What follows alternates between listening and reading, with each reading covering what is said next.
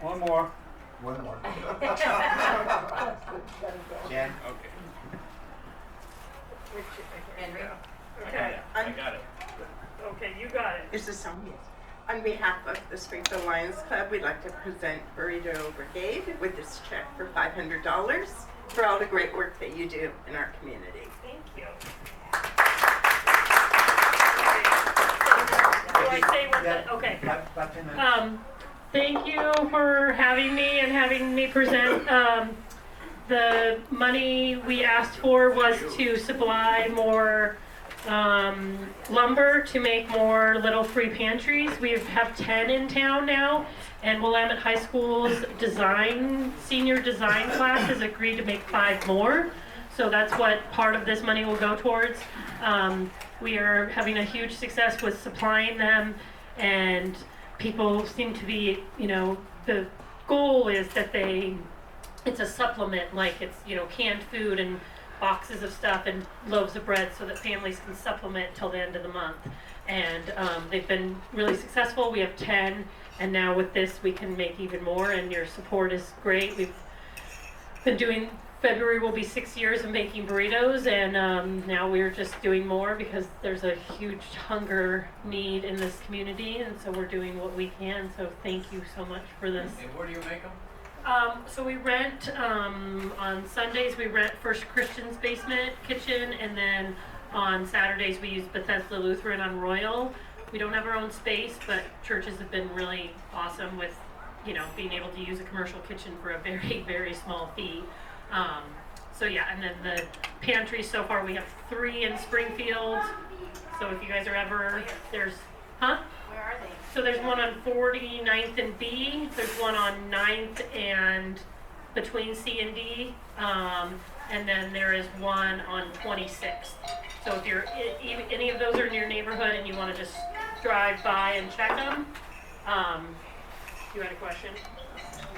We have somebody else here that weren't here when you spoke, so you might just describe. Okay, sorry. Yeah. So Burrito Brigade is a nonprofit organization that we make 800 burritos every weekend to pass out to the hungry. Doesn't matter who you are or what your status is. We, in April, launched Little Free Pantries. So it's the concept of the Little Free Libraries, but they're boxes that are sealed and have a lock, and they have supplemental items like mac and cheese and loaves of bread. And we had fruit donated. Another volunteer had an idea that next summer hanging shower baskets on the edges so people can put zucchini and cucumbers and stuff that your garden is oversupplying. So right now, so we have 10. If you follow our Facebook, you can see all of the locations. If you'd like to, I want to adopt this pantry and I want to just drive by on my way to work or on my way to the grocery store. But like I said, so our Springfield ones are 49th and B, right on, pretty close to 26th and C. They're bright blue, they're hard to miss. And then 9th between C and D. And he's had really a lot of success because I guess that elementary school is 100% free lunch. So the one on 9th has been empty almost every other day, he said. So The little libraries usually are more in somebody's garden, close in the public right away to somebody that takes care of it. so So how does it go with that? So they're households that have agreed, that own the property, and what we did was made them, they're on 2x4, so they're freestanding versus the little free libraries. You have to dig concrete and all that. We wanted them if we had any issues with the city or anything, that we were able to remove them. They've been super successful. We haven't had a lot of, a couple of complaints. We have one in South Eugene that the neighbor keeps complaining that it's in his ice, because he can't turn the corner. And we're so the owner just keeps moving it back and back in her yard. But they seem to be super successful, and they're emptied, and the homeowners will text me and say, hey, I'm empty, and then I'll just do a call out on Facebook, hey, are you in the neighborhood?